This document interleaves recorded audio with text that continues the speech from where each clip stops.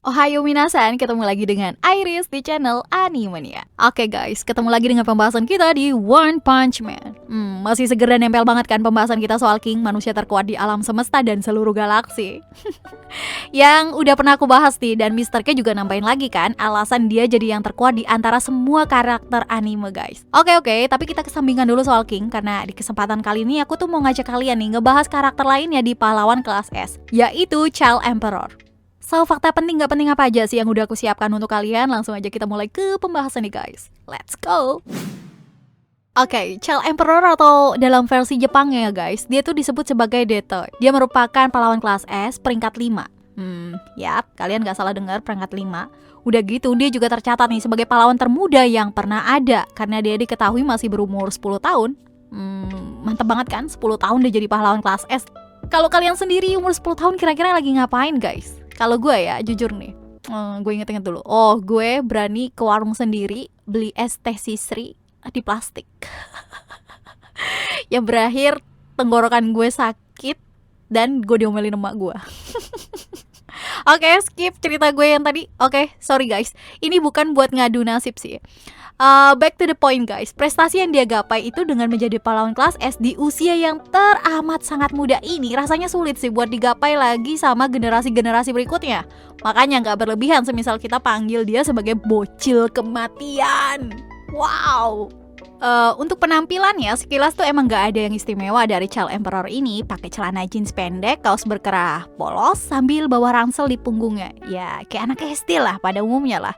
Udah gitu dia juga sering terlihat makan lollipop dalam kondisi tertentu guys. Ya namanya juga bocah ya kan. Tapi untuk wajahnya Child Emperor sendiri tuh lumayan meyakinkan untuk menjadi seorang pahlawan. Wajahnya sendiri tuh standar tapi lumayan good looking lah ya. Rambutnya warna coklat dengan style seperti karakter anime pada umumnya, dengan mata yang terkadang menatap tajam tapi terkadang juga punya tatapan yang polos. Sisanya sih ya dia nggak pakai jubah, simbol atau apalah itu. Meski demikian tapi orang yang ngelihat dia tuh pasti paham karena pencapaian gila yang berhasil dia raih sih.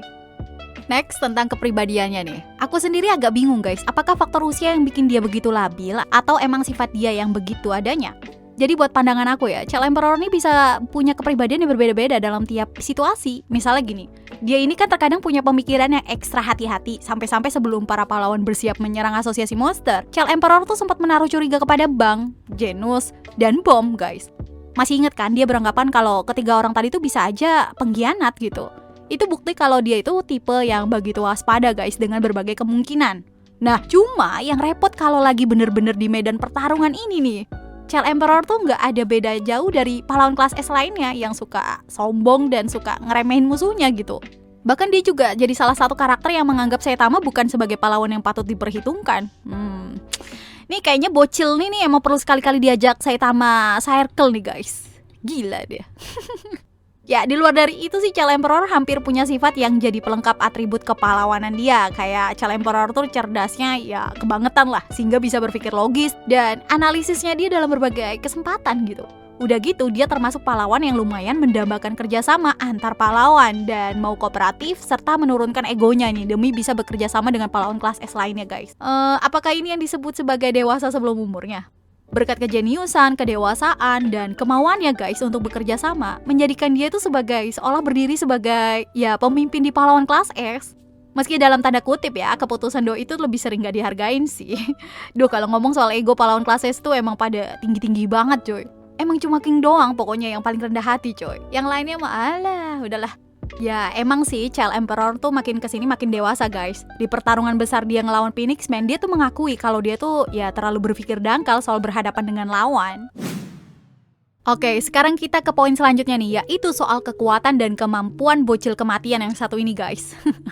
Seperti yang udah kita singgung, Child Emperor tuh emang punya kecerdasan yang luar biasa. Ya, melampaui anak seumurannya lah, atau bahkan di atas rata-rata manusia dewasa. Kecerdasan yang dimilikinya tuh dia tuangkan dalam pembuatan teknologi berupa robot-robot guys yang menemaninya di berbagai pertarungan. Child Emperor tuh selalu siap sedia nih soal robot-robot yang sebisa mungkin bermanfaat di pertarungan. Dia tuh menghadirkan berbagai fitur serbaguna di setiap robotnya, kayak mulai dari fitur untuk menyerang dengan daya hancur yang gila, kecepatan dan mobilitas yang tinggi, hingga pertahanan yang kokoh guys. Dia mengendalikan robot-robot sendiri di medan pertarungan. Ini yang membedakan dia dengan Metal Knight. Keduanya juga emang sama-sama jadi pahlawan kelas S karena kecerdasan mereka dan teknologi luar biasa yang diciptakan. Tapi Child Emperor ini bagi aku lebih baik lah, karena nggak mau terjun langsung di pertarungan guys. Tentunya semisal udah waspada dari awal nih dan nggak main-main, strategi yang dia punya tuh dalam bertarung cerdik banget guys. Dia bisa paham kapan harus menyerang, terus robot apa yang akan digunakan, hingga titik lemah musuh pun tahu dia. Bagi aku kayaknya sih Child Emperor tuh masih bisa berhadapan dengan monster tingkat demon lah, hingga dragon sekalipun. Tentunya dengan catatan ya, peralatannya tuh lengkap dan dia nggak ngeremehin dari awal. Itu loh, harus ada notnya. Ya, robot dia tuh emang udah banyak pakai banget pula. Dari yang kecil sampai segede gaban ada semua coy.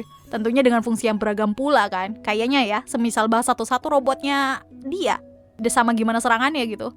Bisa habis sejam kali ya kontennya. Wah gila, banyak banget coy. Jadi aku cuma mau nyebutin satu robot yang paling kece nih. Dan penggunaannya juga nggak kalah cerdik oleh Child Emperor. Nama robotnya adalah Brave Giant. Robot ini konsepnya tuh mirip dengan robot ala-ala Power Rangers gitu guys, dimana bagian-bagian tubuhnya itu terpisah tapi bisa disatuin lagi kapanpun oleh Child Emperor sesuai kebutuhan. Bisa dibilang Brave Giant ini jadi senjata pamungkas bocil kematian ini coy. Di Ark Asosiasi Monster guys, Child Emperor ini memanfaatkan fitur unik Brave Giant dengan membuat bagian tubuhnya Brave Giant terpisah.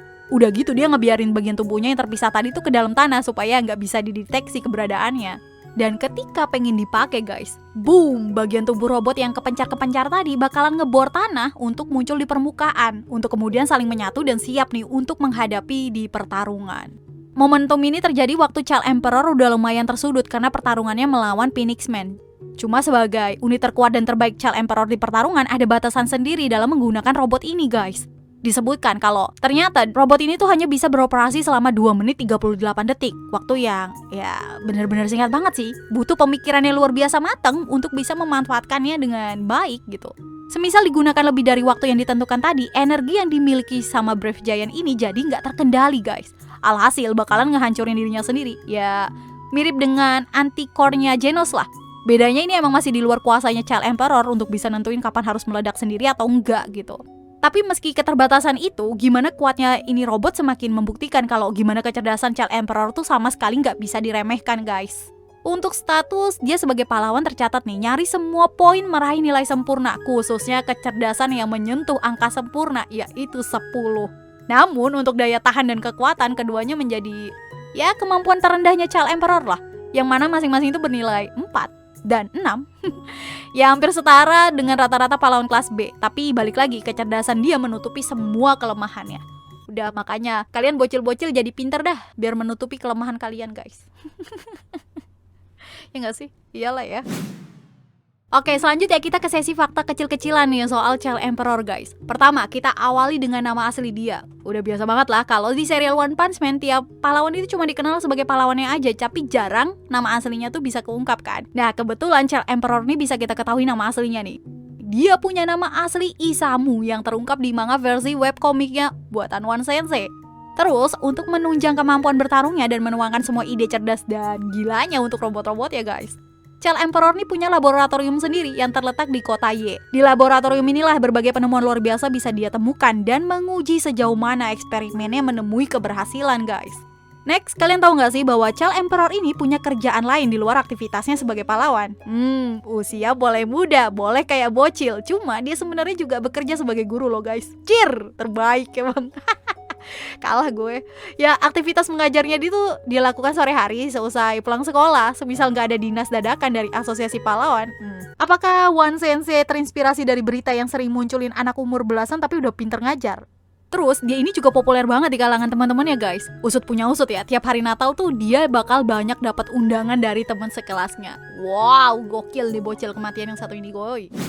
Oke, sebelum aku tutup adalah sesi buat kita diskusi ini guys. Kita pasti sering dengar juga kan gimana pendapat penggemar One Punch Man soal gimana robotnya si Child Emperor yang dikendalin sama King.